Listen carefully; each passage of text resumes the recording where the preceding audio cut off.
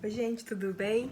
Então, né, geralmente eu posto vídeo no domingo, mas hoje eu vim fazer um post especial, porque ontem os anciãos me ligaram para poder conversar sobre a carta que eu mandei. É, e sobre, né, minha desassociação e tal. E, enfim, né, foi um negócio meio estranho, assim, eu ainda tô me sentindo, ainda tô processando, como eu falei no meu outro vídeo, né, o fato de eu que eu estava, né, numa seita. Enfim, eles falaram, não, você tem direito de procurar a justiça, porque uma das coisas que eu coloquei na minha carta é que eu não queria mais estar associada com uma organização, né, que protege pedófilos. E simplesmente, como se diz, eu fui vítima de abuso sexual nas mãos de um irmão, né, ele trabalhava na minha escola também, ele também era testemunho de Jeová. E eu não queria mais estar, né, associada com isso. Enfim, conversa vai, conversa vem. A gente conversou tipo uns 10 minutos, eu, mais 3 anciãos. E aí eles falaram, não, eu vou te mandar o artigo falando como as testemunhas de Jeová tratam o assunto, né? Eles me mandaram aqui, eu até coloquei aqui os pontos que eu quero indicar para vocês, né? Quais são os pontos que eu destaquei. Eu vou deixar o link, tá? No primeiro comentário fixado, como sempre. E tanto do artigo como das referências que eles dão no final, essas referências são as vistas da Sentinela e Despertai, né? Estão ali na lista. Eu li a primeira e a última, porque é a mesma coisa, né? Eu realmente não tô com paciência para ler todas as referências, porque eu já sei que no fim vai ser a mesma coisa.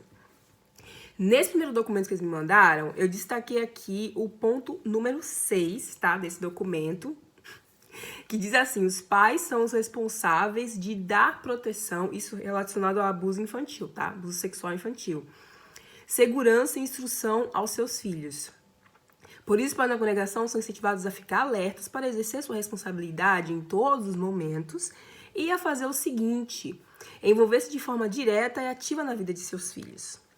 Obter informação para si e instruir seus filhos sobre como prevenir abuso de menores, incentivar, promover e manter constante comunicação com seus filhos. Essas são as medidas dele. Assim, né? Desculpa, gente, aqui isso me deixa muito puta, tá?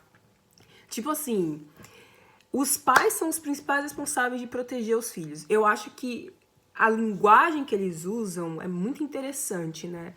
Como eles fazem a responsabilidade recair toda nos pais. Inclusive, em um dos artigos de A Sentinela que eles me mandaram como referência, que aparece no fim dessa lista, eles enfatizam muito isso, né? Os pais têm que ensinar os filhos, os pais isso, os pais aquilo. E em momento nenhum, sabe, eles comentam o que é pontual, né? Sobre questões de abuso infantil.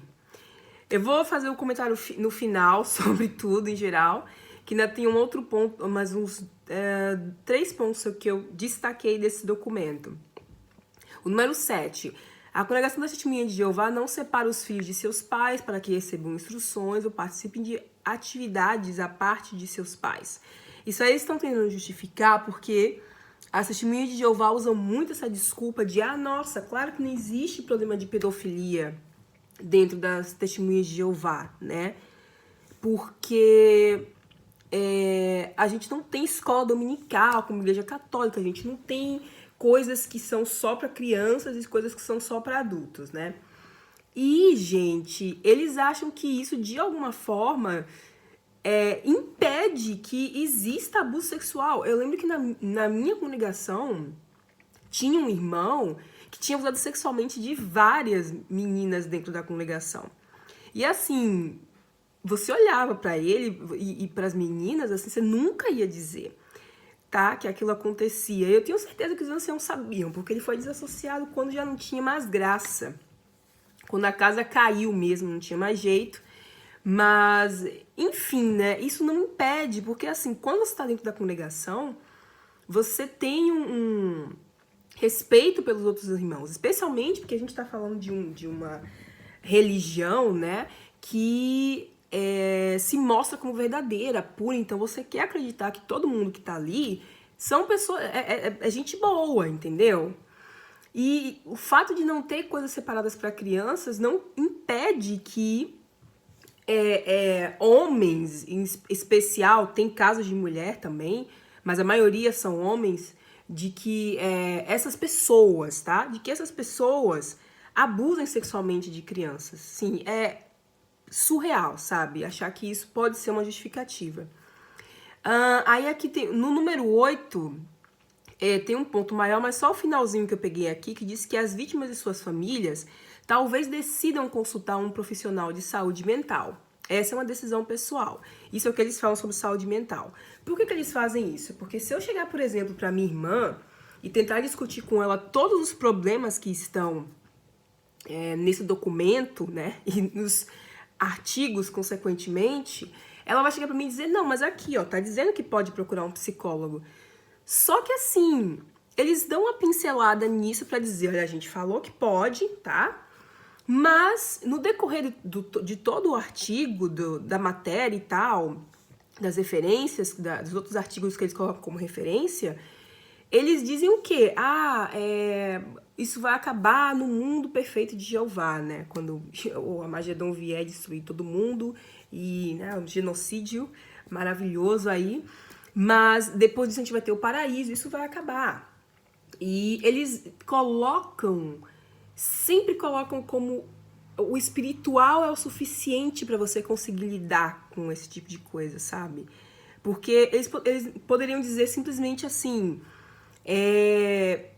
nós recomendamos que um profissional de saúde mental seja consultado para crianças que sofrem, porque, gente, qualquer criança que sofre abuso precisa ir num psicólogo para poder lidar com isso.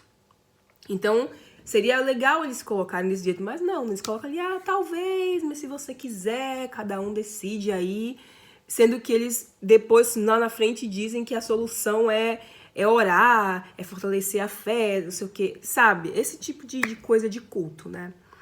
E o número 11, que ali eles falam sobre se a pessoa, o abusador, né, se arrepender, ele vai continuar na negação, mas ele vai ser repreendido, né, e vai perder os privilégios, e talvez ele nunca mais vai poder ter nenhum privilégio. Talvez, né? Eu acho que uma pessoa que abusa sexualmente de uma criança, e veja bem, aqui eu não estou dizendo que uma pessoa que abusa sexualmente de uma criança, eu sou vítima, fui vítima de abuso sexual infantil, tá? Eu não tô dizendo que uma pessoa que abusa sexualmente de uma criança não tem direito de recomeçar e de fazer as coisas. É um crime, a pessoa tem que pagar pelo que ela fez, mas ela tem o direito também de ser reinserida na sociedade. E, inclusive, na religião que a pessoa quiser seguir, né? Claro que os pais deveriam ser advertidos, porque aqui eles dizem que os anciãos podem informar os pais, né, que aquela pessoa é um pedófilo, um pedófila, mas eles não dizem devem informar, eles dizem os anciãos podem, ou seja, com isso aí eles deixam na mão dos anciãos, né, qual vai ser a decisão que eles vão tomar? Não deveria dizer podem, deveria dizer devem informar os pais, né? Olha como eles usam as palavras, né? E sobre a questão que eu falei, né? Eu acho que a pessoa tem direito, sim, de ser reinserida na sociedade, mas não de ter posições de privilégio. Uma pessoa que abusa sexualmente de uma criança não pode jamais voltar a ter nenhum tipo de privilégio, sabe? Essa pessoa tem que realmente pagar nesse aspecto, né, de ter posições altas dentro de uma hierarquia. Essa pessoa vai ter que conviver com isso, né? E assim, gente, e isso é o que o irmão me mandou, né?